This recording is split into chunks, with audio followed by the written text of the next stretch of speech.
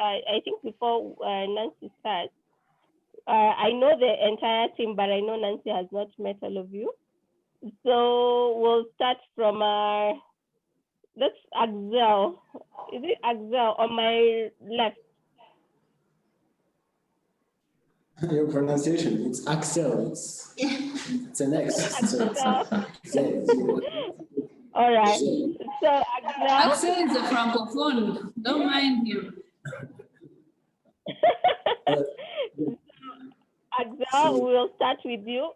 A brief introduction and what else? We've done one interesting thing. You've done this past week. One interesting thing that we don't know about you. And one interesting thing we don't know about you. That is an exam. Hi, Nancy. Hello. Can you see me? Yes, I can see all of you. I can see all of you. Yeah, so my name is Axel Rugwe. I'm the IT administrator here at QSS Rwanda. One interesting thing I did this week, I guess I can say last Sunday, I bought a boda, so I carried someone in a very long distance than I used to. Can you hear me? Nancy, you seem like you're struggling to hear. It's a bit loud, it's echoing, yeah? It's a big group, yeah. Are you echoing? Okay. The echo. Okay. Can you hear me well now? Just be louder. Much clearer. Yeah, just be louder, yeah, don't be. Okay, I was saying my name is Axel Rugwe, and I'm the IT administrator here at QSS in Rwanda.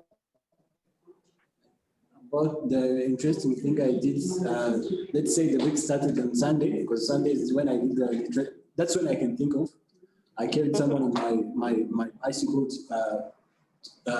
in a long distance, so that was interesting because I didn't know that I was capable of carrying somebody on a long distance. Yeah, and what was the other question, Purity?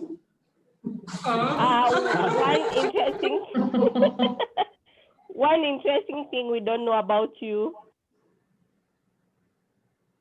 Okay. Not that I know. Okay, I guess the interesting things they all know about it. Really? I'm talking because I don't think I do like to. We know that. That's confirmed. So I've told them everything. Okay. All right. Let's move to John. My name is John Laisala. This is John. Hello. I'm the project manager for QSS. The interesting thing, it's not easy because everything I did was interesting to me. But the thing that the part they don't know about me is that I love listening music. Oh, really? I know it's new to them. No, that is the part of me that they not. No, we already know because he also likes to sing. So you can like singing without listening to songs. So, John, do you have a band? Do you have a band? Band? Oh, yes, a band. Yes, a band, a music band. I the choir. Worship team. All right. Worship team, not around. It says he sings in the. And sometimes I play piano.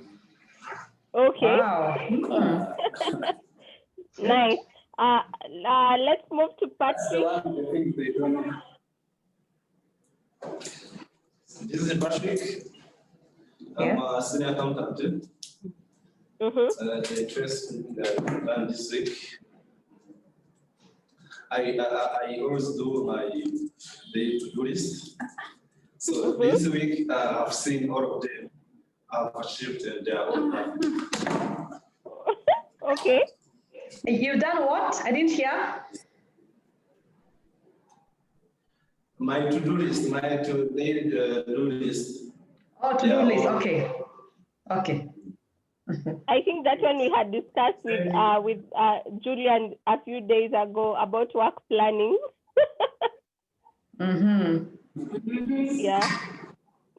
Yeah. Continue. Hi, Nancy. Hello. I'm Lydia. Yeah. The interesting thing I did this week was I managed to organize a meeting for 30 people in just less than 12 hours, and it was successful.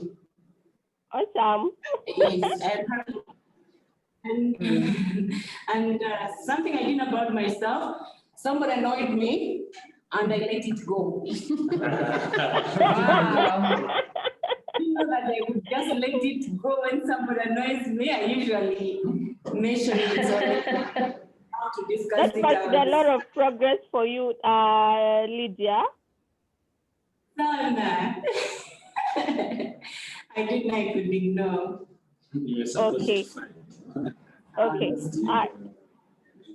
We move to Queen. Yes. Hi. Hello. My name is Queen. I'm the Talent and Business Development Partner. One interesting thing that I did this week, I mean, I would look at it in the week because I think on Monday I didn't attend. I was not well. Is that I was able to organize a high school class reunion. And then it has been like 9 years that we haven't seen each other or even be together. So Saturday afternoon was a very good afternoon for me. And some of them came. So, and as for one thing that they don't know about me, you took your medicine.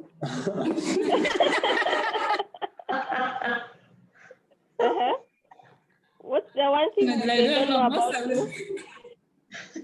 They know everything. You don't like your medicine and you took it. See you here. Okay. But I hope you're feeling better now. Yes, I am. All right. I'm here. Awesome. So for me, one interesting thing I've done this past week was on Friday I had a day off, so I was taking one of my aunts to some event. I woke up like at 4 a.m.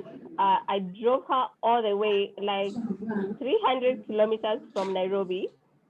I was not so sure if I'll be able to drive back, but I was able to come back just in time for the curfew here in Kenya. So that was very interesting. Another, maybe one interesting thing you don't know about me is I like hosting. I love having parties in my house. So I think I just love having people around my house whenever I have time. So whenever We'll you're come to Kenya. Invite us. We'll come. We like visiting people. Come to my house for a party. Okay. So Nancy, it's your time, and after this you can start. Okay. Thank you. Good afternoon, Rwanda. Good afternoon.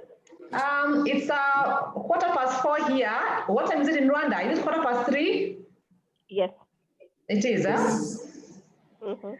I'm happy to be here to meet the leadership team of QSS in Rwanda. You're the bosses, isn't it?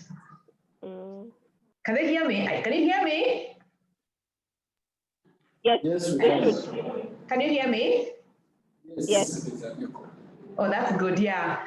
So glad to meet you all. The Rwanda leadership, I have had to meet QSS in Nairobi, Uganda, and now it's Rwanda. It's a big family. Do you get together sometimes? Do you meet at all? Or you just stay in your countries? You don't come across to Kenya or Uganda? Have you been around? No. Not really. Sometimes you come. Before the pandemic, yes, Yes. we could. Yes. Okay. Yeah, but we're learning how to meet now on different platforms, and this for us is new with Purity. We're learning how to interact with people from far, and we're getting more and more familiar. So yeah, so I'm Nancy, as Purity has said. I am your trainer for today and Friday in change management. So I think we'll have fun. We only have 2 days for this topic. It's a very big topic, but 2 days we'll have to really try and concentrate, and I hope you can indulge me. So for me, I'll just be sharing what I know and I can see applies for you as the leaders of Rwanda QSourcing, and I saw your assessment of what you asked us to look at in change management. I'll try and stay as focused as I can and compress in 2 days. I wish we had 3 days or more, but anyway, 2 days, we'll see what we can do. So I look forward to more interaction. Please slow me down if I'm too fast.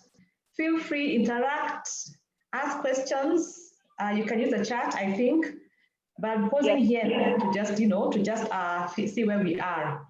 But don't worry about the notes too much. Don't write too much. I think you'll be given some notes with by Purity later. So let's focus, because writing notes and seeing what you're discussing is very hard. So just relax. Okay?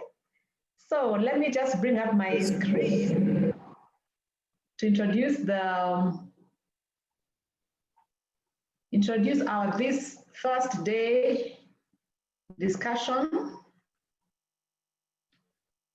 You can see my screen? Yes. Okay, good. That's good, yeah. So we're here to talk about change management, that very big word called change. And I know for a long time, people don't like that word change, but I think the world has changed now. Everyone wants to find this thing called change and how they can adapt to it. So I think you're in the right place, and it's never too late, but let's learn together. So I think I just have my video off, Purity, because of our connectivity. Normally it works better for me. Okay. Allow me to have my video off for now. Yeah, so change management. I'll start by showing you a famous quote. Something is happening. By a guru called Socrates, a wise man in the 1890-something, before anybody else we know was born. Socrates, we heard about him before, Socrates, a man who was in Greece, a wise man. He said that the secret of change is to focus all your energy or all your attention not on fighting the old, but on building the new, yeah? Because we all know that change is about new things. We are transforming from something old, the past, to a new thing. So don't waste too much time or effort looking back at what has been, but focus more on what is coming. So as we look at what we are changing in our QSourcing, focus on that quote by Socrates. And I think because of this course, you've asked for it, there must be something you're doing at QSourcing Rwanda that will help you maybe in this course, and I hope that it does at the end of this. So let's start by defining a few terms here. The first one is organizational change, because as a company, you're going through some change in the organization, isn't it? That's why we're here to learn about change. So I've just defined it very, very simply here, and I've put some words here in a highlight that you can focus on. So for us here, it's a term used in business to describe a change in the operations of a company or a business, because every business undergoes some kind of change as a response to identified internal and external environmental factors. So change, whether it is for your own personal change or company change, there is something that triggers that change. It's not about you. Something else in the environment where you live or where you work or the world where you live triggers that change. So you're trying to adapt, you're trying to live with it. Nobody says, I want to change my hairstyle, I want to change something. Why are you changing it, Why are you changing where you live? Why are you moving? So change is about adapting or aligning yourself to an identified change in the environment. So no one lives in an island anywhere at all. They live in an environment, whether it's internal or external. Now, let's combine the terms here. Change management. What is change management? Again, here I just define very, very simply by saying, these are methods that a company can outline to implement in a change process, both in their internal or their external processes. Because as we work in a company, we have our own internal work process, things we do every day. We do our IT systems, we do our HR management, we do our customer service. Those are internal things, yeah? And then we have external things that we do outside there with our clients, our suppliers, our meetings, our engagements. So those two areas, you can outline some things you want to apply as you change, as you transform from where you are to the next place. This may include things like preparing and supporting your employees. So here I bring up the issue of who is doing the change, who is involved in the change. The first, of course, are you as a leaders, and you have supporting employees who are going to help you in the change. Now, change is a very difficult thing. It's a hard thing. Even for your own self, your own life, you don't want to change, do you? You feel like you don't want to be, asked to do things differently. You like your old way of doing things, your comfort zones. So even employees require preparedness. Prepare them and tell them what you're doing, why you're changing, and where you're going to go. So communicate with them and then support them, or be there to help them in the things they require to do in this change. So employees here are the first thing you think about when it comes to changing, okay? But also setting up the steps that you're going to follow in the change. What are the step-by-step progress you're going to make? You start by first communicating to them, supporting them, and then the next thing you do is this and that. So all those things are outlined in your change management plan. And then also it requires to monitor the pre and the post-change activities. So you look back and see what you have done so far against where you're going, and is there progress? Are we going well? Should we go back one step? Because change is a journey that takes a long time. You cannot change in 1 month or 2 weeks. It's a process, and depending on how deep the change is, it demands more time. So the entire process of the first outlining what to do about the change, and then implementing every stage, preparing, supporting, establishing the steps required, evaluating the past, the present, where you're going to ensure you have a successful change management implementation. All right, so now let's talk about the 3 types of organizational change we have. As a company, normally we have 3 big types that are very, very key that we come across. And the first one is called the developmental change, okay? It's the most common change here because it's the simplest type. It involves improvement on your processes, your procedures, maybe your skills, the way you work, your conditions. So it's about maybe increasing your sales, increasing your market share maybe, or you want to change your training procedures, or you want to change your hiring procedures. So this is the most basic type of change you can have. And for this one, there's not much challenge because it can happen every time. It happens every day within your company, improving our system, our structures, our policies. That one happens every now and then, and it tends to be much faster and more easier to go through. So the first one is, of course, developmental, because you're developing something, you're changing to transform and to improve something. Second type of change is called transitional change. It's a bit more different because it's about transforming or changing from one state of the company to a new state. So you're changing systems. You're changing the way you look at your policies, changing the way you look at your products. If you have products in your company, you want to change them and have new ones, replace the old ones with new ones, implementing some change in your company policy, changing employees, maybe changing locations. So that now becomes a change from one state to another one. And it can go as far as maybe like merging with a different company or acquiring a company, or changing your systems, like maybe your ICT system is changing. So you're transiting from one to the next. So think about how you can have one system today, one IT system today, the next year you have a different one. You have transited from one to the next stage. So this one gets a bit more common with time, and it takes more time to implement. And the third one is a transformational change. This one is more drastic and more radical.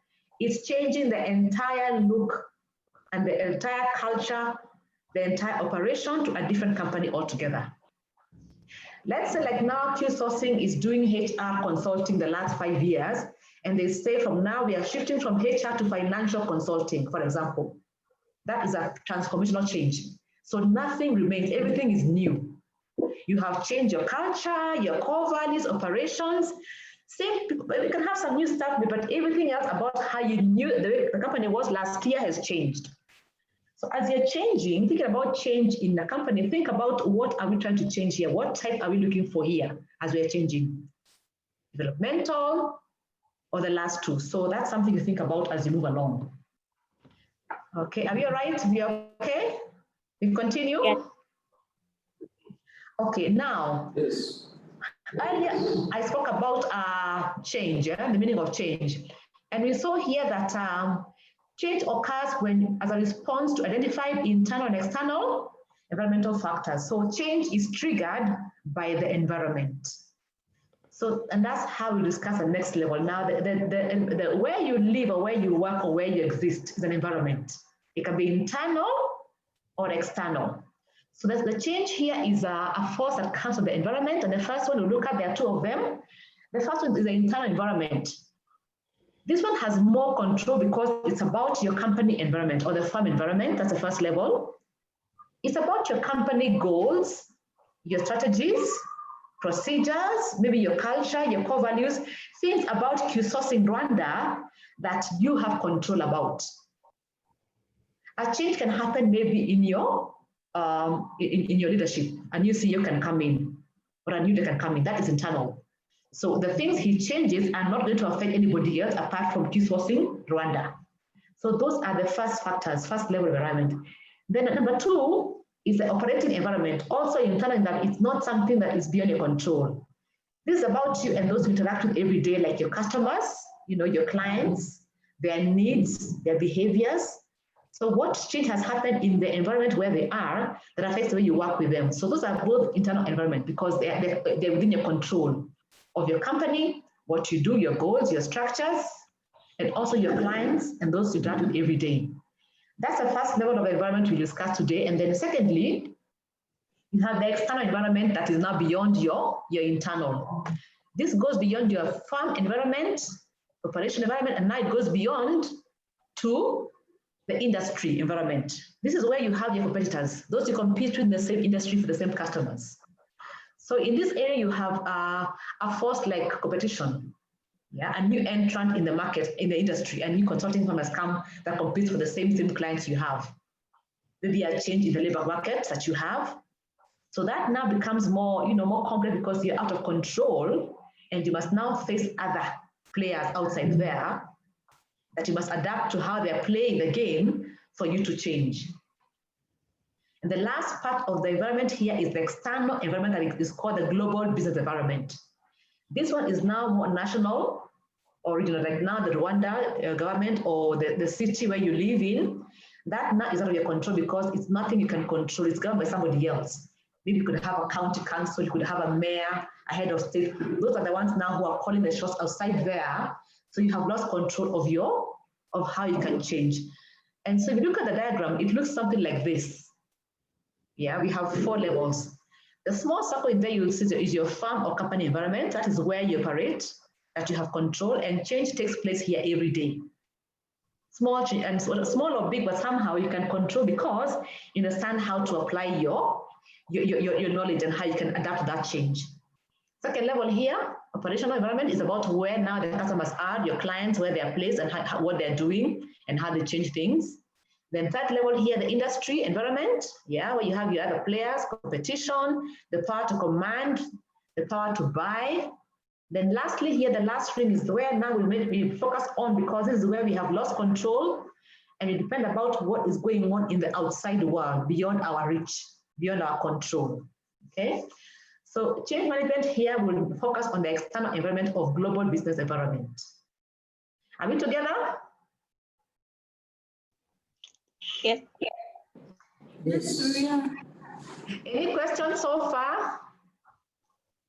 In as far as an understanding what change means and what types of the change are and the environment of change. Are we together? Is that familiar to any of you? Yes, it is. Okay. So let's move on now and see. So once you understand the environment of change, how do you start understanding what is going on in the external environment? So of course, I've said earlier, we discussed the last layer here, the global business environment. That's where our focus will be for these 2 days, because that's why we want to spend more time. That is what is more challenging for us to manage. So how do you understand what is going on out there? How do you put a finger to it and understand what's going on? So as a leader in your company, you must always have a very, very close contact and understanding what is going on in every environment here, mainly the last one here called the external environment. So how do you know? There's a pattern here I'll share with you called the pestle. Have you heard of it before? The pestle? Anybody has heard about the pestle before? The pestle pattern? You have, good. So we can move on? No, I have. Oh, that's great. It's nothing new, but something that was given to us by a man called Aguela in 1964.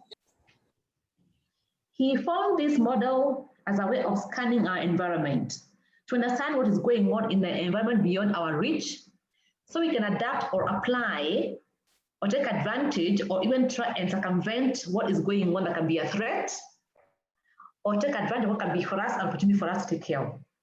So this pestle has these are 5 initials here, and they all stand for something. The first one is a P. Anybody can say what a P is? Who can tell us what the P is? Those who know? P stands for? Sorry? Political. Political, exactly, yes. So what he said, this Mr. Aguela, was that there are political factors in the environment that govern our environment that we need to adapt to. And these are basically government policies to do with government laws, trade restrictions, and how stable the government is or the budget of the government is. So these are things like the government constitution, what the government will do, what has been given to us to act on as a government in the place of we are, like the Rwanda government, what they have said you must do in business, or in Kenya here, what our law says about how we conduct our business here. That's the first one. The second one is an E, it's called the economic factor. It's about the economy of the place where you are. It talks about interest rates, inflation rates, the level of income available for your customers to have, an employment rate, anything about the economy of where you are is economic. And those are very strong because they depend on how much they can spend for you as a business person to enjoy their business. And S stands for social, am I right? Yes. Social aspect. It has more to do with people, the people of the environment where you are. It's about the age. It's about things to do with the career attitudes, lifestyles, culture, religious barriers, how fast the numbers are growing in the level of population. So think of social as people issues. And then T stands for technology. It's to do with innovation in terms of automation, R&D activities, new things that come because of technology incentives are all the T word.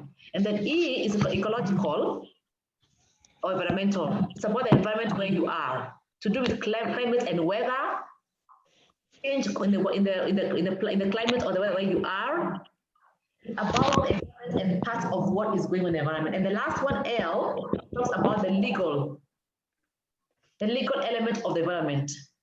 These are small bylaws that come around, like consumer law, health and safety laws, that you must all look and observe. So basically this percent, what it does for us, it gives us a threat for us to be able to adapt to, or a chance for us to do something better. So those two are the 2 elements of the pestle.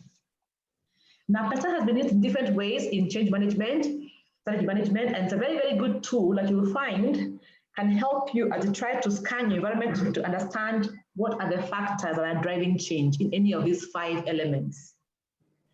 All right, now, so we have seen the pestle and what it talks about. So once you have seen your external environment and how it's changing, you want to bring that back to your company, to Q sourcing, and see how does this change the way we work? What does this change about us? It means something to us, but what can we look at? So I want to bring something else to you here called the McKinsey 7 model. You want to understand which arms of your company are affected by this change or what will be able to adapt to the change. Now, this is a model that has been used again in management, in business, leadership, strategy management as well, can be used in change management, because what it does, it gives you a summary of 7 elements a company has. And they're called, there are 3 hard S's and 4 soft S's. So the hard S are the ones that the management or the leadership can control in terms of structure, system, and strategy. Then you have soft S's that are about to do with skills, the staff, style, and shared values. Now you may ask me why this will help, because I'll tell you for sure, these are the 7 elements in any company you come to. You come and find, you'll find staff, you'll find a style of management, you find a style of leadership, you find a style of how we share our values and how we do our culture. So these are the 7 elements of any company that you want to understand. How does a pastel affect my company? Yeah, are we together? So the hard aspects, let's start the first one, strategy. About how to achieve your objectives and how you want to achieve your vision. So any change in the pastel can affect how you plan your objectives and your goals. It can affect that. Secondly, the second S is the structure, the hierarchy or the structure of your company, the organogram, the departments, who's the department head of this department, what do they do, what are their roles. The structure of your company can be changed by something that happened in the pastel. And thirdly, the hard aspects are the systems. These are your operation procedures, your aspects of business, processes, procedures, your way of working, your system structure. These can also be have an impact based on what has happened in the pastel. So these are the 3 hard aspects, and they're controlled by leadership. And the following 4 are the 4 soft aspects. And these are to do with the skills of the people, the employees, how well are they skilled? What are their skills? Can their skills adapt to the new change? And then number 5 is the staff, in terms of the size of the workforce. How big is the workforce? Can the workforce you have adapt the change? Their experience, are they motivated? Are they also outsourced? Are they internal? So anything about your staff makeup will also affect or touched on by the change in the environment. And then number 6 is the style of leadership in your company, how the leader at the top, the CEO, the style he's applying to lead, yeah? That might also be changed by the pastel element in the environment. And lastly, I'll talk about the shared values. These are the core values or the norms or the behaviors, the culture. How do you agree to do business? How do you agree to work, Because every company you go to has a different culture, or a different core value, a different norm. It's like having in your own house, you have your own culture. For example, I have friends, when I go to their house, they tell me, please remove your shoes. I have a carpet, and I must respect that norm. So I must remove my shoes for them. In my house, you come, I have no carpet, you just come with your shoes, and you're welcome. So everybody has their own core values in the way they live and the way they work. So those are what maintains and holds together the entire structure. So look at this, the diagram again, you see how all these 7 arms are all connected, they're all linked up. So one affects the other one. So shared values here, you will see at the central part of a business. Everything about the business comes from the shared values, the culture, and how they do things. So how do you talk to your staff? How do you train your staff? How do you talk to your, how do you align your style of leadership to the culture you have in the company? So once you align what is going on in the pastel and what is going on, what is going to be affected in your 7 arms of your company, then you can plan your change. So try and connect the pastel elements and the company elements. So these 2 have to marry each other at one time. So you have to ask yourself, so if something has happened in the political arena of the pastel, how will that affect any of my, my 7 S's? Is it the culture? Is it the skills or staff? And sometimes it affects more than one thing, and have 2 or 3 things it affects in the 7 models. So for you is to understand what has been impacted by the pastel in the company. Yeah. We are together? Yes, we are. Any questions so far? We have got a few times. Question you want to ask or comments before I go on? let's interact a bit more.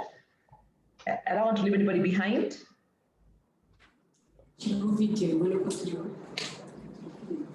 Any question? No. Okay, good. Let's move on. Yes? I was saying that we are taking it in. Okay, good. All right, I have to ask because sometimes it could be a question or a comment and I don't want to leave anybody behind. Okay, so now we have understood that something has happened in the environment called the pestle, and we have seen how it will affect our inside of our company, any of the 7 elements or the 7 models. What next? Yeah. The next thing you do here, you want to start now planning for your change. Yeah. You want to start planning your company, your system, as I said earlier, preparing your employees for the change. And to do that, you require something called a change model or a roadmap to help you in the change process, because for change, you don't just decide we're going to do this and that. It's not a guesswork thing. You must plan very, very well, because the way you plan and the model you use to change is what will help you succeed or fail in your change. So I'll say here the best thing to do now is to find an appropriate change model. And there are many of them, because models here are nothing new. They're just roadmaps. They're like guides that help you understand how you go about your change from the beginning to the end. What must you do? What next? What must we adapt? How do you know we are succeeding? So a model or a change, or in this case, a change model is a guideline or a map or a chart plan to help you understand we are in this place so far. The next thing we'll do is this and that and that. So I'll help you this by giving you a few examples of what you can talk about change models here. In business, there are 5 change models that have been applied and found to be working very, very well. They work in some companies and some prefer to use 1 or 2. But because there are so many, we can't discuss them all. Now we'll apply 2 or 3 of these for our training to understand how they work. And I'll pick 2 that are called the Lewin's 3-stage model and the Cotter's 8-step model. You may want to ask me why, but I'll say it's because they have been applied and they are successful, at least 80% success rate in most companies. So I can say, I can share with them easily for you. But having your own free time, please go and read about the others that are there. There's ADCAR, there's Kabler's 5-stage. But for us now, we'll look at the second, number 2, number 3, and number 4. So let's look at the first one called the Lewin's model. Lewin's model was developed by somebody called Lewin. He was a psychologist in the University of Harvard in the UK, and he theorized change as a force field. You know, think about a battlefield. You know, when you go to battle and how when you go to battle, if you're a soldier, you go and fight in the battlefield. In the battlefield, you find there are 2 areas. You're finding a force that is against you and for you. And you're trying to change, you're trying to exist, you're trying to survive in this environment. So Lewin looked at the whole change theory as in a field force, where there are forces that are going against the change and those are going for the change. So as you're trying to change, you cannot change anything until the force that is for change overcomes the one that is for against the change. If you're playing tug of war, you know tug of war in team building? Yes. Anyone done tug of war? You have done it before. So tug of war is where you have 2 equal forces, 2 equal teams with equal numbers, and a line is drawn between them, and they say, whoever can pull the team across this line is a winner. So you're all trying to pull and pull and pull, isn't it? So you're trying to pull to bring the other guys across that line so you can win over. Now, sometimes you're pulling at the same level with the same force, so there's no movement. Nobody has moved back or front. So there's no winner. And that's how Lewin saw the model of change. What he said was, if the force against change and for change are the same, there is no change. It becomes an equilibrium. Everything is the same. There's no movement. So for you to change, you have to have the force for change moving against to create a resistance against the force that is trying to hold it back. So unless the force for change is greater, there can be no change. Yeah? We're together? Understood? It's very, very critical to understand what you're saying here. So the force for change must be greater than the force against change. And the next thing he said now was to theorize the change model into 3 stages. It's called the Lewin's 3-change model. And what he said that the first level of change is called the unfreeze. Simple terms, unfreeze. And the unfreeze can only take place, as we said earlier, if the force for change can tip over and create a movement and lift up the force for change. So in the first stage of change in the model, he said we need to unfreeze or remove the old things we've been doing, the way we're doing things a long time ago, and give way for us to move into a new place where we'll call a change. So in the unfreeze stage of the model, Lewin said everything that has been old, the way you do things, the way you have been thinking, your policies will change, or that element you want to, let's say you want to change your policy for hiring. The old policy will go out, the old HR policy will go out, and a new one will come in place. That's the first stage. Second stage is called the move stage, where you are transiting or transforming to a new place. And you can see here you're getting higher, you're going upwards, you're going higher to progress on to where you have done your objectives. And the third stage here is to refreeze or to reinforce the new way of doing things, the new way of policy making. So in essence here we are saying, in the first stage, when you're unfreezing, the things you do are, for example, you're causing a discomfort with the old ways. Telling everybody what we're doing here right now is not going to work anymore because the change in the environment, in the pestle, if we stay here, we will not survive. So we have to change the way we work, the way we look at things.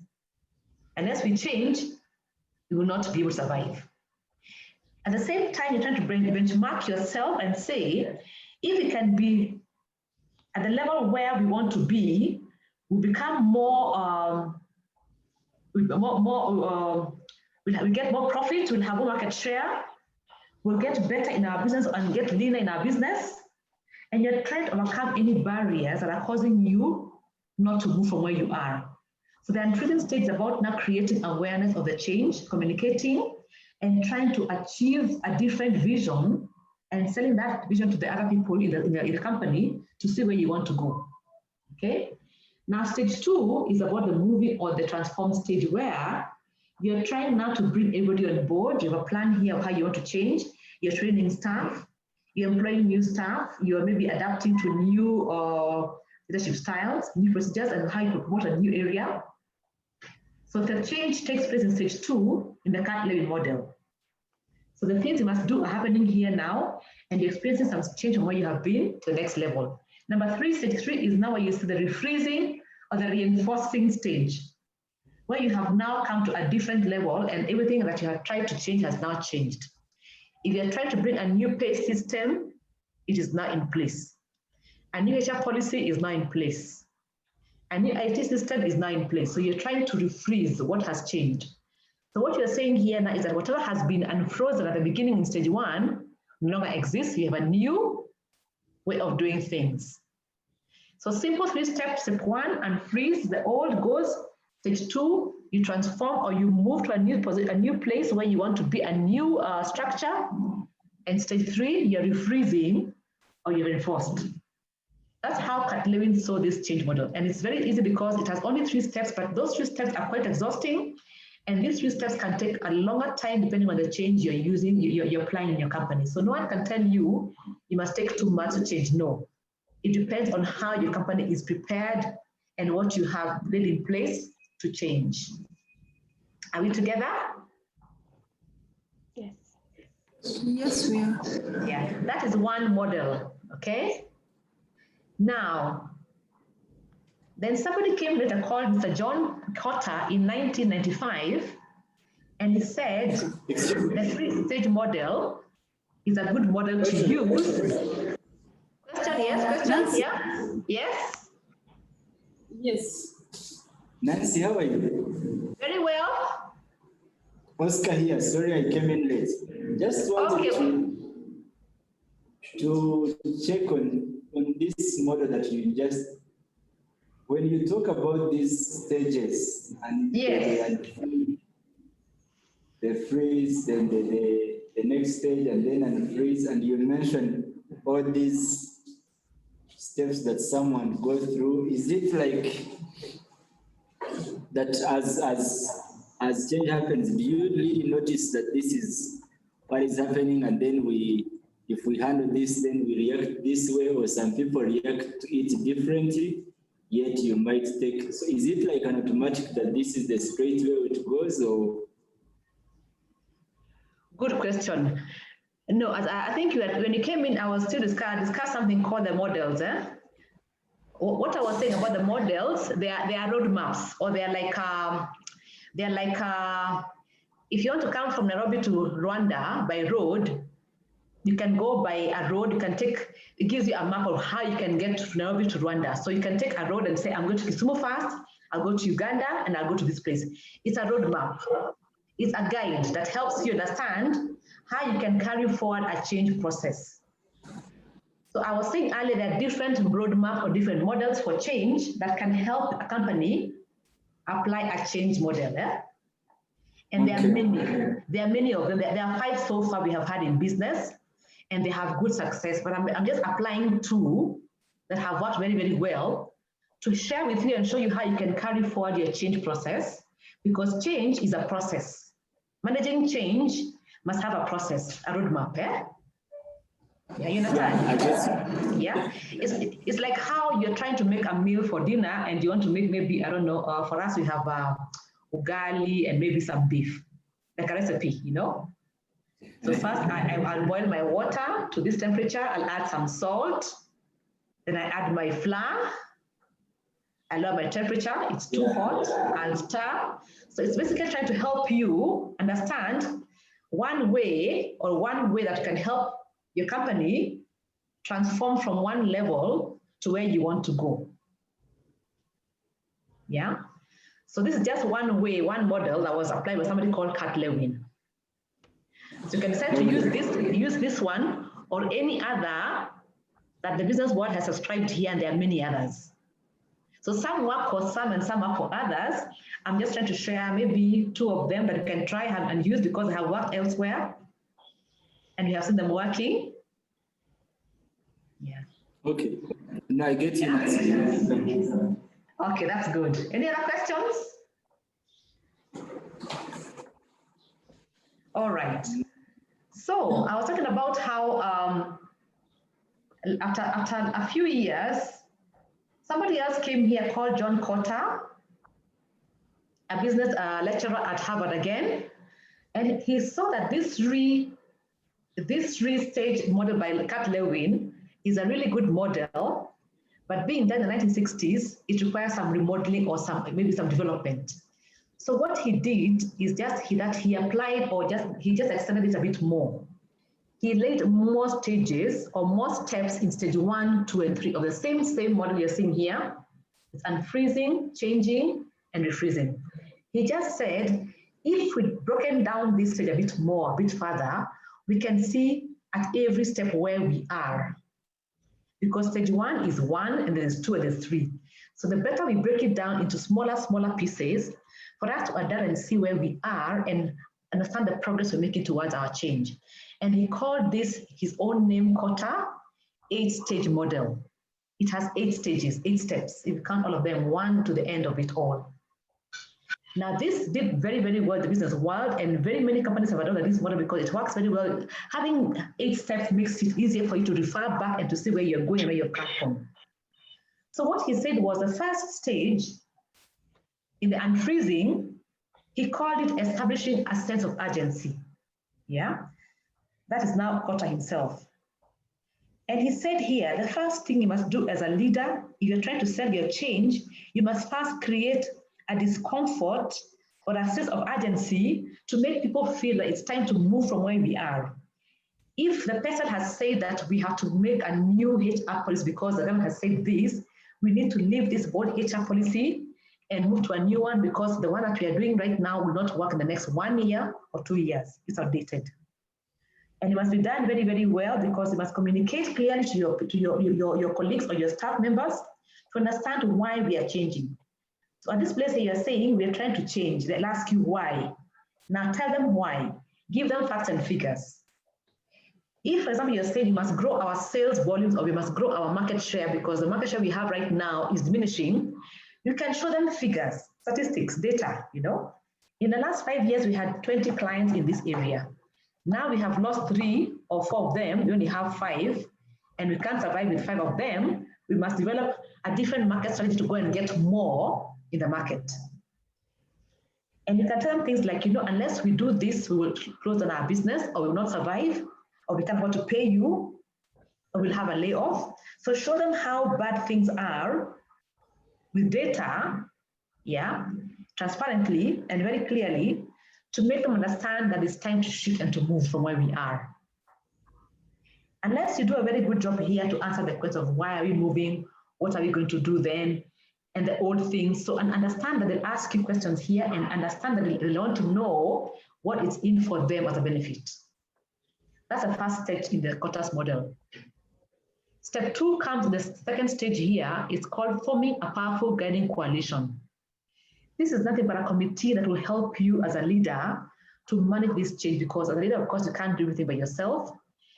Look for people in the company who can be able to understand how change works, understand the policies, understand how the company works, understand the industry, you know, understand the thing you want to change, and have them as a leading committee or the coalition that helps you carry through your change. And they can be different levels. It can be managers, it can be maybe staff on the front line. Have a good blend of them who can come together and agree together and oversee the change process. Step 3, once you have found the committee or the coalition, number 3 is to develop a compelling vision. Now, a vision here is about painting a picture of where you want to go, of the new future, of the new change. For example, you're trying to change your marketing or maybe your market share, you're trying to grow your market share, you're telling them here that if we increase our market share by 20% of our clientele, we can be able to increase our revenue by maybe 5% or 10% and have more to pay our workers and have more incentives for you. So try and share a good picture that has everybody in place, has everybody in mind, the company, the employees, the customers, and you're trying to sell your change agenda.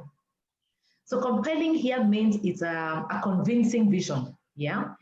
So it's like how you're saying, maybe if we go to Kampala from Nairobi, we will go and see this and this place, you know, this one of the world. So you're trying to sell a good thing, something better than what you have right now currently.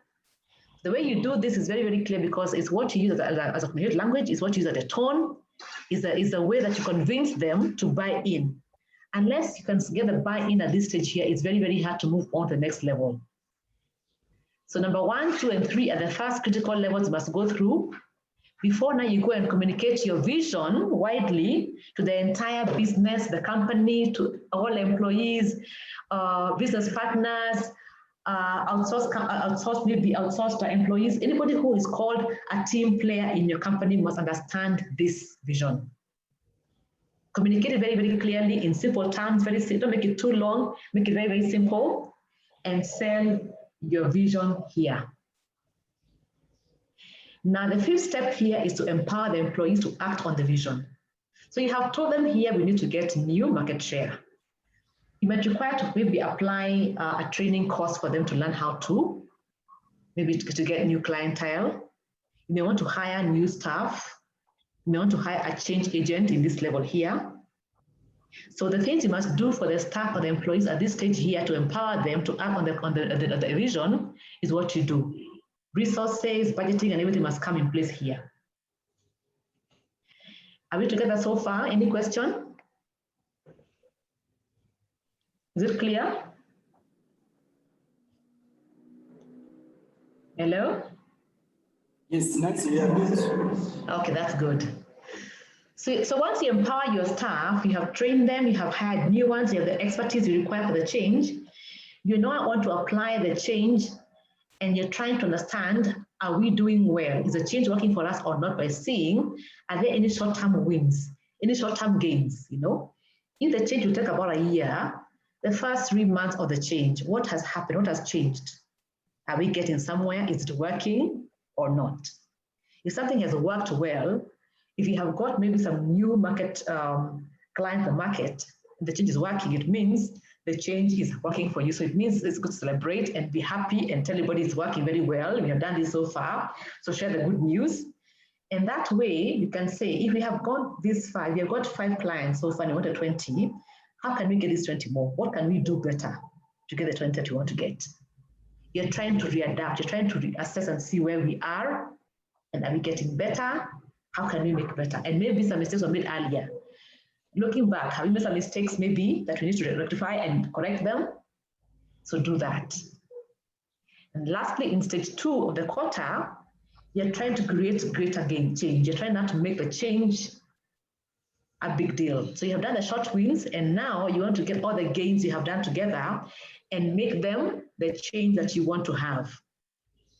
And that brings to the last stage here in refreezing. You're reinforcing the changes that you have come about to be part of the culture of the company, part of the policy, part of the procedures, and that remains as a new change, a new normal. So the stage 1 has gone away completely. You have taken out the old, and you have come now to a new place where you are now calling it change. The old HR policy has gone away, you have a new one now. The old way of working has gone away, you have a new way now. The old ICT system has gone away, and new one has come in now.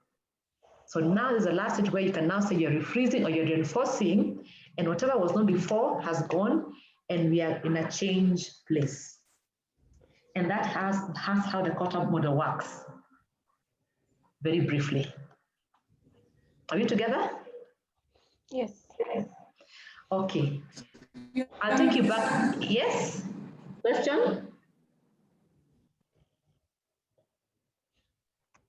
Question, clarification, input? None so far. Okay, good. So now, look at this model here. I want to take you back to stage 2 that says developing a compelling vision, and spend some more time here. Now, because I said earlier, the first 3 steps are very, very critical for your change. If you do it well here, then you can have a successful change. But if something goes wrong the first 3 steps, you may have to go back and see what you have done wrong. And something here I'll talk about is a compelling vision, stage 3. Now, this vision here, your compelling vision, is about telling people how the good thing about what is going to happen, what the new change has for us. So here as a leader, or those who are leading the change, are trying to paint a very, very good picture of the change. You're trying to bring them to see that this change is good for them. It has benefits for all of us. We will grow, we'll develop. And the language you use here is very key, because the language you use here must be very simple and very selling and convincing. So for us here, for example, let's say we want to try and say that we want to change our, what change are you going through at Q sourcing? What are you changing right now at Q sourcing? Let's have an example from your company. What do you want to change at Q sourcing Rwanda? Anybody?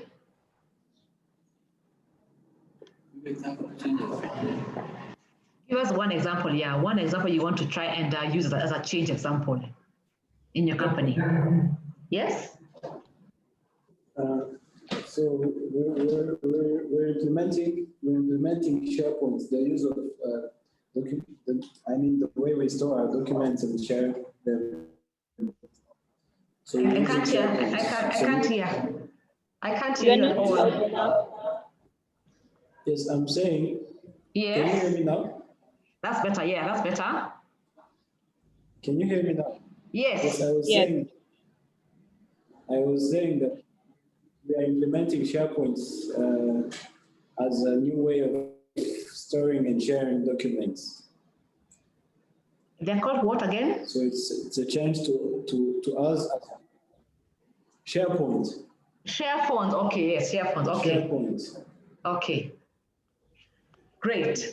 People so used now, to store documents on one, but they have okay. They ideally here, from OneDrive to share. Okay, so share drive, share phones. So now that is a change you want to see, isn't it? So you must now tell people why, and the good thing about that share phone. Is it called a share phone?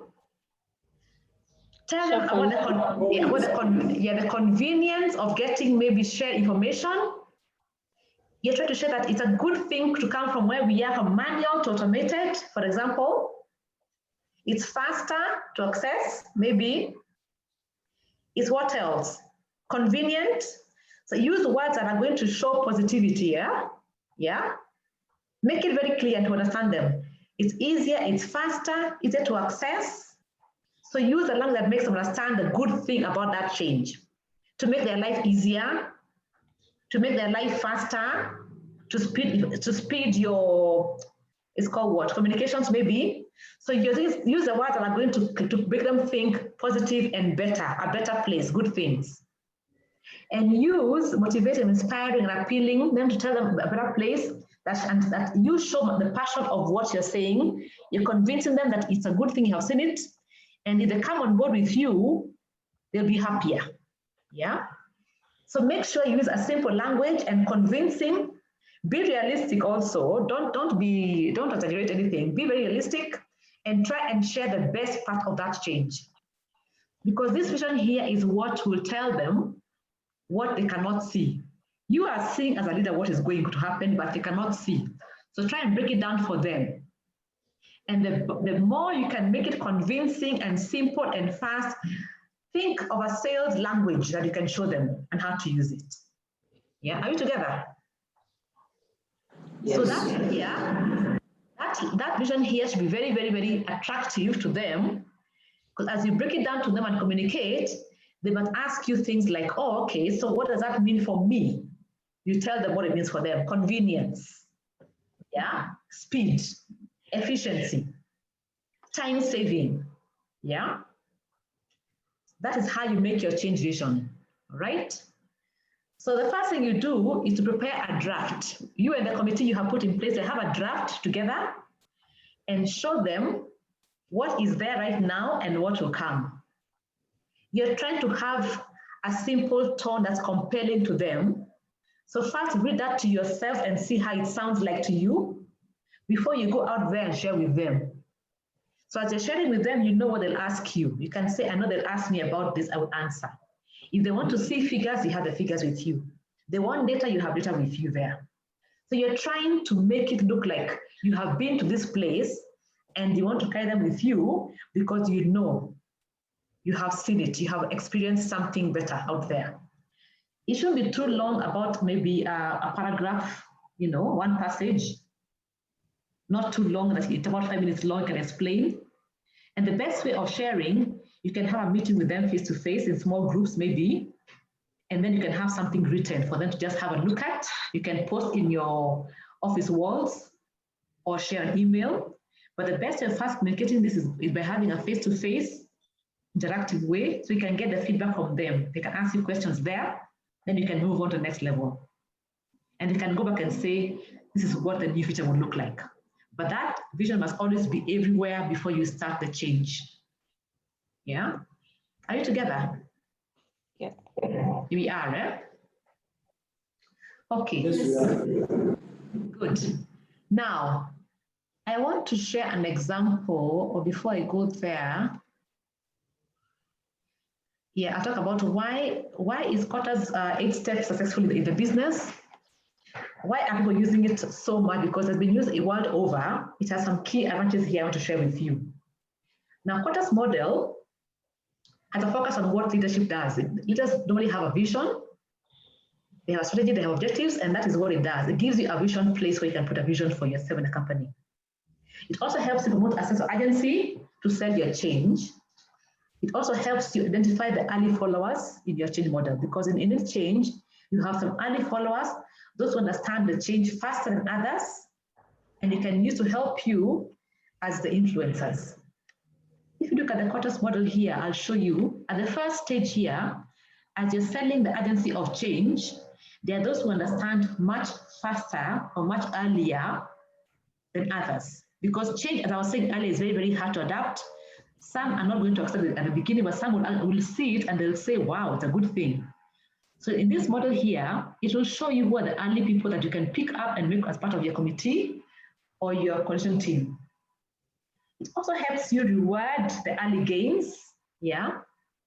In stage 3 here, in stage 2 here, we saw here, you want to reward the short-term wins. So those short-term wins or those things that have happened earlier, it helps you see how far you have come and gives you a prospect for the change that's about to come.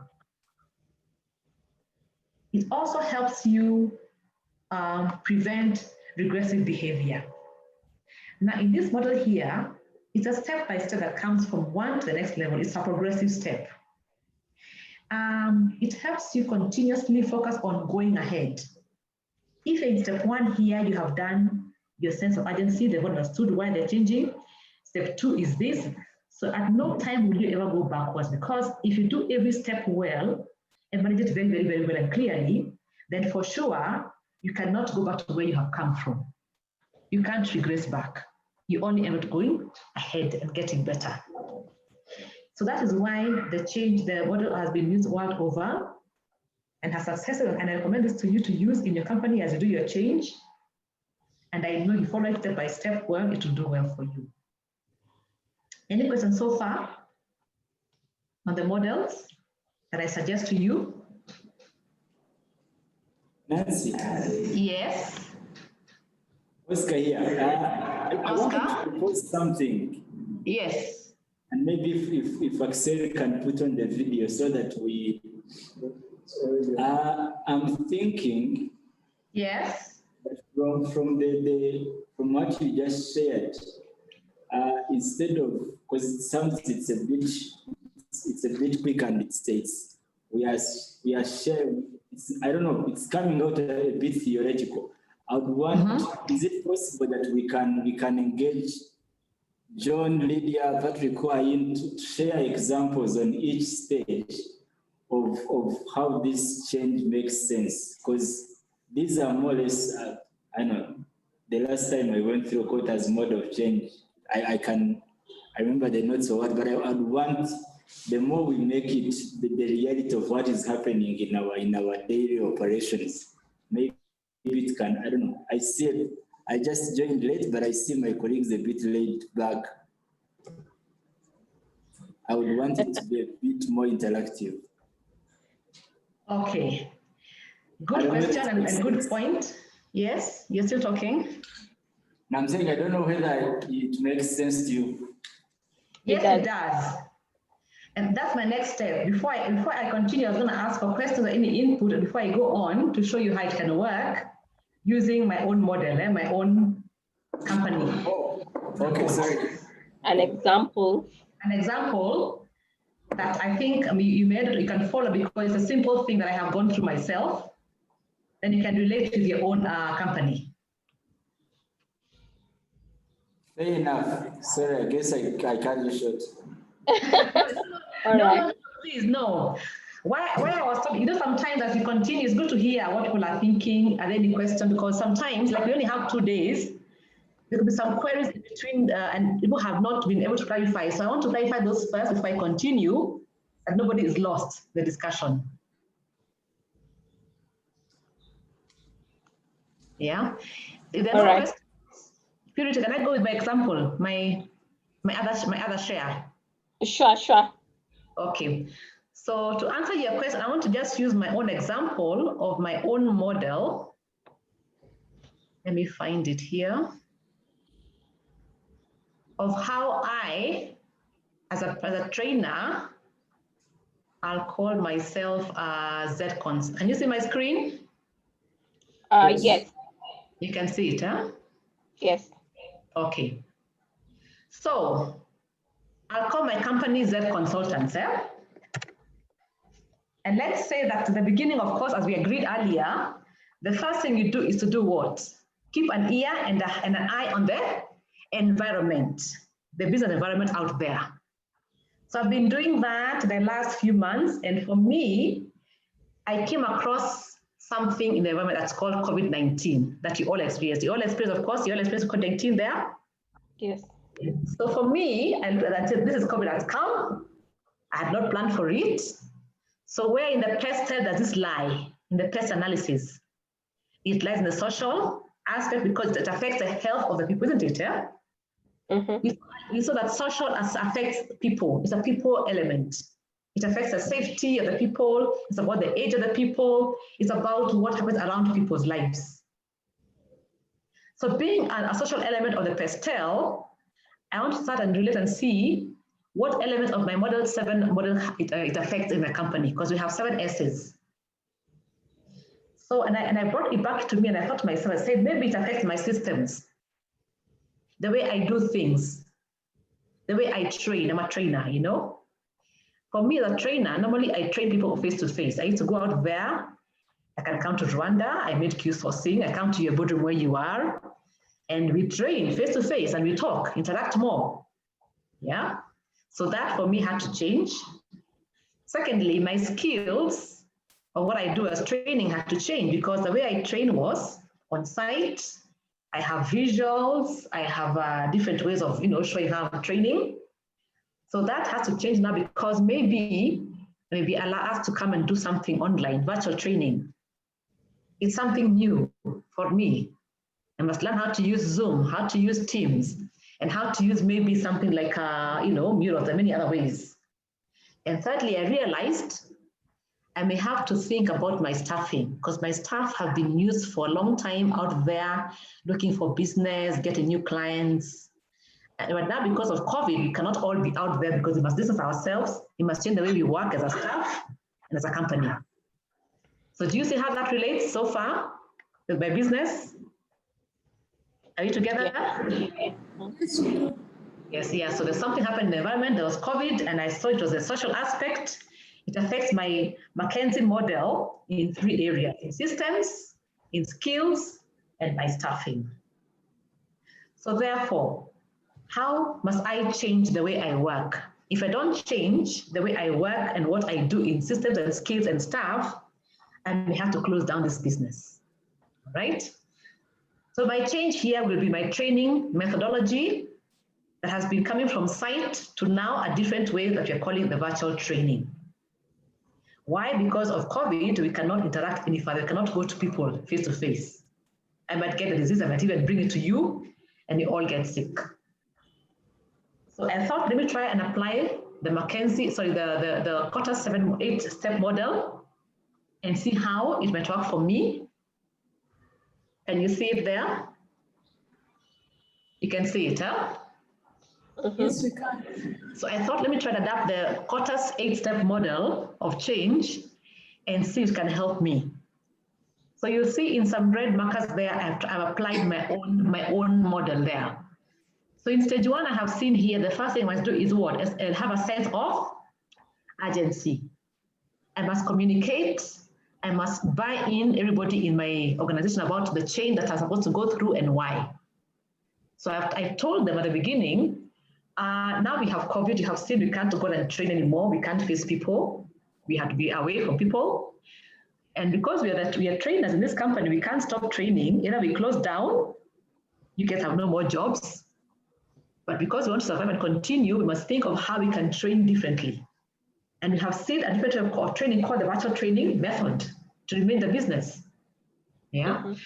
So for us, we must train using models like Zoom, and there are so many others. But a few of them have been accepted so far, like Zoom and Teams, that clients have accepted. We must adopt them. So that's how we're going to change. That's the first change. So for my staff and I, we all agreed, yes, we can do this. If we don't do it, we do what? We perish. It will close down, and nobody wants that. So there was that urgency, and it must be done quickly, because unless we start planning early, days are going, the bills are rising, and I must pay people, and I have clients there to maintain.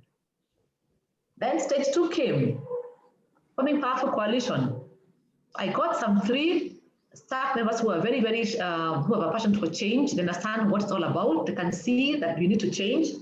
So I told them that 2 or 3 of us are going to be the ones to lead this change. We're the ones who are going to push the change agenda step by step. We are a team. We must agree on how we're going to go about this. So my team is in place. And the next thing I'll do is to develop a compelling vision, okay? They must understand that where we are going is better, because right now everything is very, very crowded. We're all afraid of COVID. It's causing very bad effects. People are closing down, people are losing their jobs. So I must show them a positive vision where this thing will take us, where this virtual training will take us. So my next slide here, I want to show you how I made a vision, a change vision, it was very crafted. As I was telling you, it's very, very brief, nothing very long. Make it very, very, very clear and transparent. Use compelling language. So I said here in my draft of my vision, I said here, introduce virtual training into our training methodology to continue providing our service to our clients and remain competitive. So again here, have some keywords that you're going to use here to sell. Why? To remain competitive in the market, in our industry. Virtual training will provide a good opportunity for others to go out there and have a wide scope of clients, because earlier we only had a small scope. You have Nairobi, you have Kenya, but virtually now you can go beyond the boundaries and go to Rwanda and Uganda and beyond and serve more clients than before. So that means we can have more clients, we have more business, we have a bigger scope, and we are going to grow. Yeah, it's flexible, convenient. It delivers a method of, it's easier to manage because it reduces your cost of running around operations and logistics. I don't have to hire hotel rooms or look for people to help me put up a room somewhere. I can do it in the comfort of my small room, my small corner office, and I can reach the world from that small corner on my laptop. That's how I made my change vision. So here, look at the words I put a highlight. These are the selling words I was telling you, selling language, yeah? Sell the benefits. Remain competitive, that means we'll have a job, we'll be here for longer. We are going to grow than just what we have been. We're going to get better. Have more clients beyond our boundaries, beyond Nairobi, beyond Kenya. Reduce our cost of operations, reduce our cost of hiring hotels, of hiring maybe projectors, equipment, because training has a cost to it. And by doing so, we remain in business, you stay in business with me, you have a job, and we can go together. So that's what I did here in the part where it says developing a compelling vision, okay? So now this vision I have now discussed with my staff members. I told them about it, and it's hanging everywhere in the walls of my office. It's on their laptops as maybe as their first thing they look at, and they ask me things like, so how long will this go on? And I told them as long as we have COVID, and maybe even after, it could be a good way of training, yeah? Even if COVID goes away and you find this another way of training, you can have a blended way of training. You can have physical and virtual. And maybe find a way of finding a niche beyond our local training areas to beyond our boundaries. For example, yeah? Then they ask me, what about our jobs? You have work, you know? You can go and get more clients out there, not just Nairobi. Link up and find areas you can find more clients beyond our boundaries. Go to Rwanda, go to the UK, go to wherever you want to find, yeah? Tell them you can reach them, you can sell this through our virtual trainings. So in this stage here, as you sell your vision, they will ask you questions like those ones. They want to understand this thing, yeah? Is it real? And they'll ask you things about themselves. What's in it for me? Because the first thing that when COVID came here, we all thought about our jobs, you know? Will I have a job next month? I have bills to pay. Will I have work? So it's about assuring them and making them see that you're going to a better place. If you don't change, you will not survive, but you must change, yeah? Next stage. So they have the vision now, it's on their boards, it's on their whatever, it's everywhere you have. The first thing I do now is to empower the staff, empower my employees to act on the vision. How do I empower them? By training skills, new training skills on the new ways of training. Learn how to use a Zoom webinar, the murals, the teams. There's so many other ways you can learn how to train. There's so many ways. If you ask Purity, she'll tell you how many there are, but you can't learn all of them. You learn the ones that are going to adapt easily to your client. You can't do everything at once. Introduce one thing, try it out, and then you build up. So we learned Zoom, we learned Teams and Murals. We learned how to find a way of refreshing ourselves. We did our own trials to see how they work with each other. We began by doing free trial webinars to see how they work. Are they accepted or not? If they are, we keep them. If not, we adapt something else. So by doing so, we got some short-term wins. That's the stage 6 now, short wins. We found that if we adapt this change, this virtual training, we cannot have a full day training, for example, because virtual training is draining, it causes a lot of concentration, and of course, being on a screen for a long time, you can't see me and I can't see you, it has to connect. So the shorter period of time, the better. You can have 2 hours or 3 hours, even 1 hour in the morning, is better than having a full day to give the clients a good level of concentration. So we did some free trials and they worked very, very well. We were happy. There were some good wins. Yeah. But there were some issues about maybe how we're communicating, maybe we can't do things like maybe it's called what? Icebreakers. Yeah. Some went wrong. We had to change a few more of them. So what we did well, we were happy and we built up on them to create a greater change, to have a better way of working virtually. So in that case, now what did we do? We had to outline a new course outline module that talks about virtual training and how we do them. You must bring in your consultant teams, the ones you bring out there, the ones who work with Accurex, and see how we can interact our own way, how we can bring in our skills and our own platforms into theirs to have a training. Like now we have one for Rwanda where you have maybe customer service, you have now change. How can we adapt our own courses into a bigger one? So that became the change that we were trying to see as Z Consulting.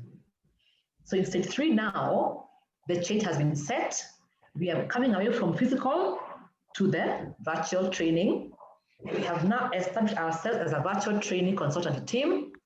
We have put up our new course outlines, our new courses, the new costs of the packages we have, and we have made it our new way of working. Virtual training is a new way for Z Consulting.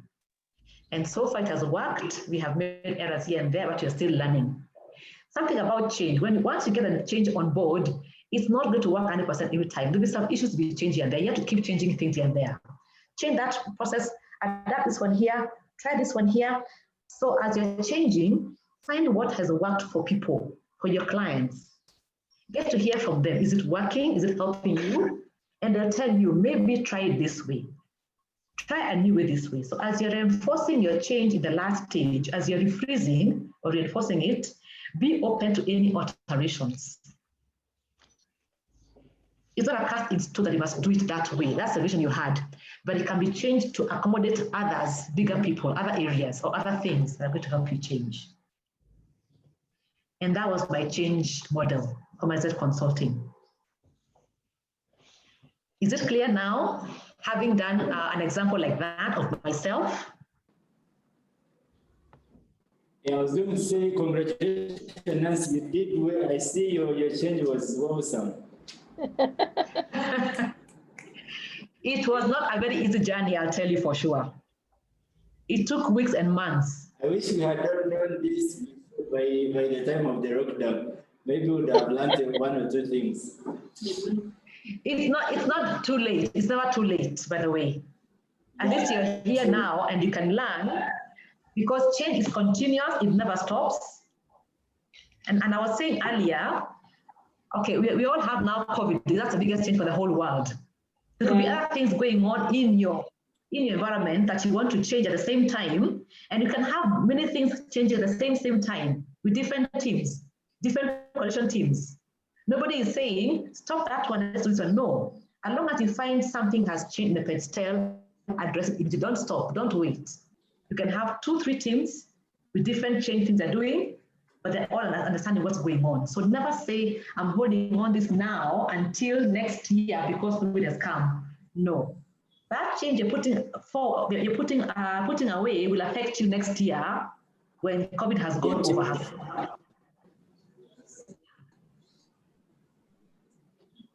My takeaway on this specifically is I think sometimes we look at change, we wait for those big, like, I don't know whether innovations or revolutions, thinking that we are looking at a very big thing that will come changing each and everything. But I mean, every now and then there are some new things that we're implementing. And if they were approached this way, I think they would leave a bigger impact than this. I I'm looking at what we are doing of recent days. There's something that we are getting ISO certified, and to me, it's one of the major things that we can achieve or make any progress before end of the year. But I see the approach that we've taken. It's a bit slow and it's not engaging to each and everyone. So I think we can learn a couple of things from these stages, and I hope Lydia, who is also the lead on that, can make some notes. Small change how it is, if it can be looked at on how to engage people, on how to look at small wins, because sometimes I think people are discouraged by looking at, say, we are starting something, it will take 3 months, so they are all focusing about what will happen after the 3rd month. But if you can look at the few achievements that will happen in the course, then they can help, and a couple of other things that you mentioned. So I like this. Hope my colleagues look at it the same way. What are your thoughts, Tim?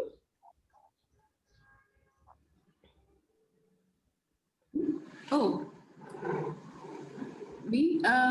Hello? Well, I think this, hello? Yes, we can hear you, Queen. Yes.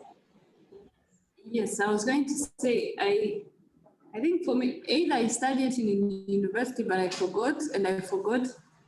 But these models are kind of new to me.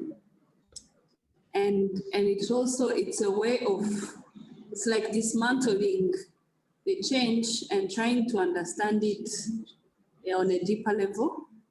So I think I like more of this model of Quota. Yes. Quarter 8-step, yes. Yes. That's and good. And Nancy, thank you for the way you broke it down. I think it would be better if all of us had like an assignment of breaking down one change that happened to us in the past 6 months, because then it will help us to understand it more. Awesome. I think today we are really jumping before the gun. What do you think, Nancy? These guys know. Yeah, these guys know what is coming. Yeah? They know there's an assignment coming. You already know what's coming. Yeah, you have read our script. Yes, it's coming. There'll be an assignment coming to you to do it. Yes. But before we go there, I want to ask you a question. You're going through some change, you said, in ISO certified change. You're going through it, huh? Yes. Yes. How are you going? How is it being done? What is your procedure, your model, or your roadmap? Do you have something like this you're following? You can share with us.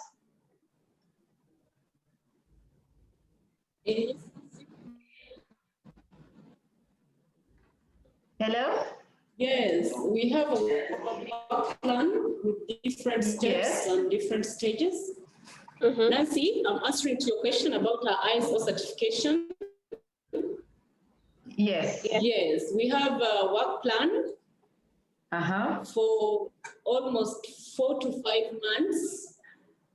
And it's called our QSS RW ISO implementation certification plan process. So we've been tackling each and every step at a certain stage. So far, I would say we are at stage 4. Though our trainer and facilitator is handling this on a group level. So it's taking us more time according to our plan. We can see that it's a bit slower than we had planned or expected it to be. Okay. But at least the team is aware, and at a certain stage, whenever they are required, they've been involved, and we are trying to do this together.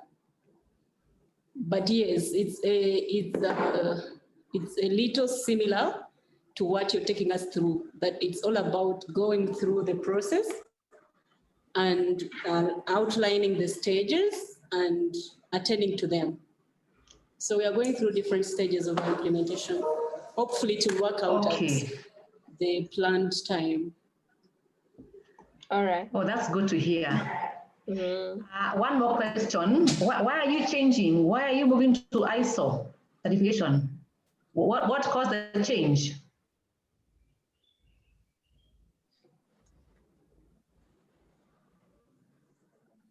Hello?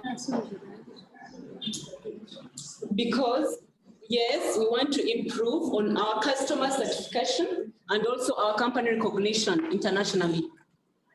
Yes. And the quality of the services, that is customer satisfaction. Satisfaction, okay. So one more question. Do the customers care about that? Is it the customers who are, do they really care about that certification, or is it you or the industry? Who cares? Who wants to know about the certification? This is John. What I think about that question is that it helps both of us, be it us as QSS or the customers, because the customers, when we align with the requirements, it means we also improve the procedures and the process to meet the quality standards of the service that we give to them. But also, it also the company brand or image, because it is now put to a standard that is international standard, recognized by ISO as it will be certified. So it will benefit the company in terms of brand. It will brand it, it will give it better image. It will also give more confidence to some of other clients that this company being certified by ISO, its procedures, systems, and the quality of service is of that standard. So I think it benefits two of us, be it the client or QSS. Okay. Is this a Q-sourcing Rwanda only, or the entire Q-sourcing? You work alone or you work as a group across Nairobi, Uganda? Is a change for Q-sourcing Rwanda only? No, it is actually now we are doing it as Rwanda, but even Kenya is working on it. So I think it's, for us, we are working it as Rwandan entity, but other entities are also working. Uganda has it. So I think it's per entity, but as well as the group is working on it by each entity. Okay, that's great. So far, have you had any successes, challenges as you're trying to implement? What are your successes so far, challenges so far?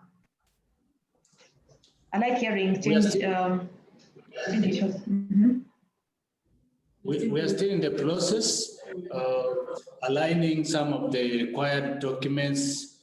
We are under the procedures that are required because it's a long process.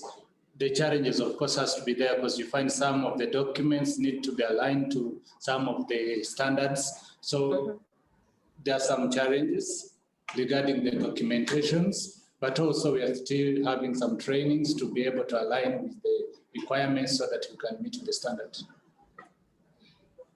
Awesome. Oh, that's great. All right, good. It should be good to hear how that goes. You can share with us how that has gone eventually one day soon. Eh? All right, any more input, any more questions? Because I want to give you some work to do now, as you asked. There's some work for the group to do. There's homework. All right, so if there are no questions, I want to give an assignment. And we are, how many are we so far? We are 4, 5? There's 6. I think there's 6. There's 6. Axel, John, Patrick, Oscar, Lydia, and Queen. There are 6. So we can have 2 groups as we planned earlier? Yes, sure. Okay. So here is the work to do. Yeah. So each of you, the 2 teams, will give you a case study. It's fictitious, a case study of a company experiencing some change in the environment. Yeah? So every team will feel you're the leaders of that company. You're the ones who are the brains. This company must exist, must survive, and continue surviving until the end of change. So the first thing you do for me is apply the pest analysis to identify the element in the environment that has triggered the change. Yeah, that's the first thing. Of course, yes, that's not examining. Number two, what aspect of your business using the McKinsey 7 model will affect the change in your company? What aspects, what S is going to be affected by the change in the pastel? Whether you had the 7 S's, structure, strategy, skill, staff, and all that. Number three, develop a compelling change vision for the organization that is selling, that you're going to communicate to your staff now as leaders, that's going to convince them that the change is for the better, okay? Mm-hmm. And then lastly, you're going to apply the 8 quarter step that I've just shared to illustrate the change strategy that you're going to go by, okay? Now, I think we have to share with you the pastel model, we'll share with you the McKinsey 7 model, and we'll share with you the 8 quarter model so you can be able to follow. So what I'll do, I think I'll share my example for you to have a look at and have with you so you can see how you can go step by step. And the 2 teams are there. So we have team 1 has a different case study, team 2 a different scenario. So we have to agree who is team 1 and who is team 2. So who will agree team 1, team 2, who will organize that? Are you going to do 1, 2, 1, 2, or help us there, Purity? Okay, we need to. I think Purity can do that. Do I do it at random, or do I have a system of doing it? Do as you wish. Random. Okay, let me see. We have John, we have Axel, we have Patrick, Oscar, Lydia, and Queen. So team 1 will be John, Oscar, and Lydia. Team 1. Then team 2 will be Axel, Patrick, and Queen. Is that okay? Lydia, I can see you are celebrating. Purity. I'm wondering yes. Why. Yes, I'm also wondering why. Maybe change her team. I changed her friends. She has her friends there with her. You have to change her team. You know, I know Lydia and Patrick are friends, so I did not want to put them in the same group. The same team, yeah, I don't. You can put them together. So, okay. Is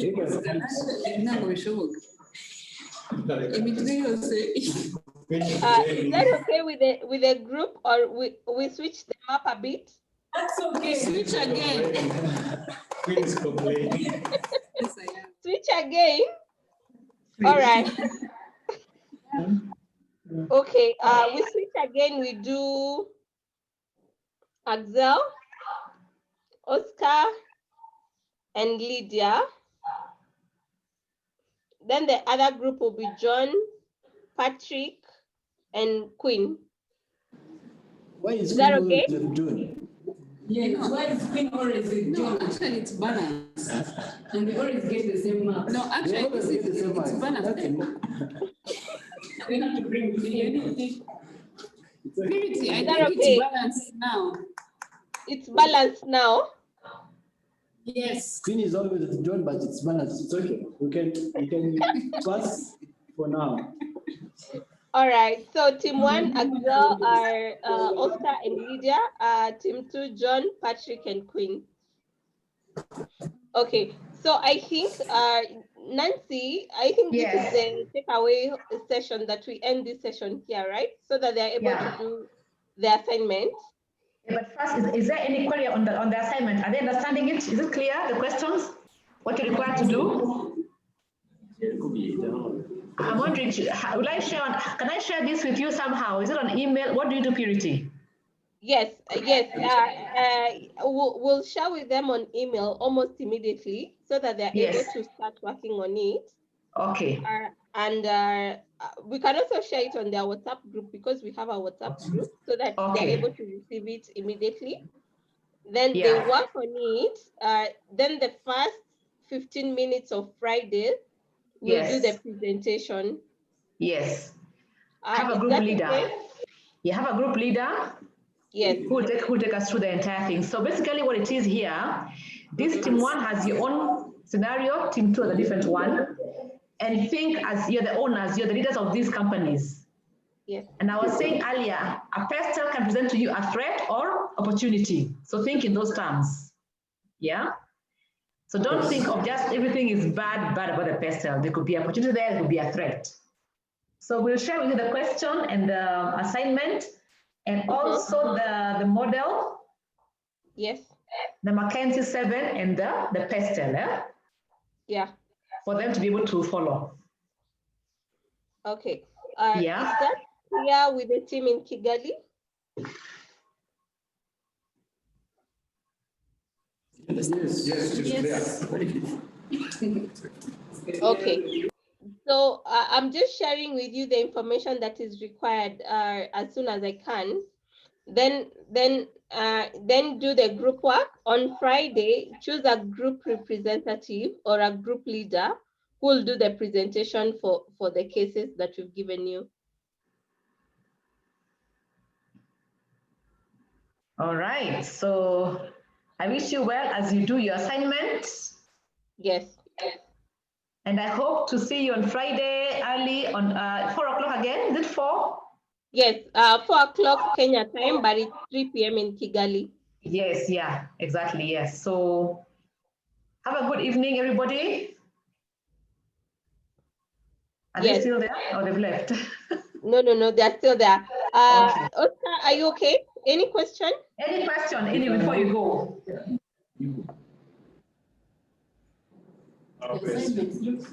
No, I think it's a good session. We'll see how it goes. I think on Friday, more or less, I guess when we're going through the exercise, will give us a more picture. So okay, good. All right, thank you all for being attentive and being interactive. I can see you want to go, you're standing. Some are standing, I want to go home. They're ready to leave.